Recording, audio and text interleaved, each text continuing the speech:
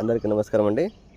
ఈరోజు వచ్చినటువంటి సాక్షి దినపత్రికలో గురుకుల ఆర్ట్, క్రాఫ్ట్, మ్యూజిక్ టీచర్ల గురించి ఒక ఆర్టికల్ అయితే రాయడం జరిగింది. పరీక్షలు పెట్టారు కానీ ఫలితాలు ఏవి అని ఇవ్వడం జరిగింది.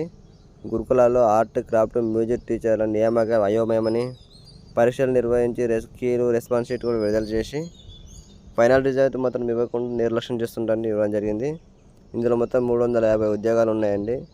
వీటితో పాటు వచ్చినటువంటి మరో 6 నోటిఫికేషన్లలో ఆల్రెడీ ఫైనల్ రిజల్ట్ ఇచ్చి ఆల్రెడీ అభ్యర్థులు ఉద్యోగాలు సంపాదించి ఆల్రెడీ విధులు కూడా నిర్వహిస్తున్నారు. కానీ వీళ్ళకి మాత్రం ఎలాంటి ఫైనల్ రిజల్ట్ అయితే ఇవ్వలేదు.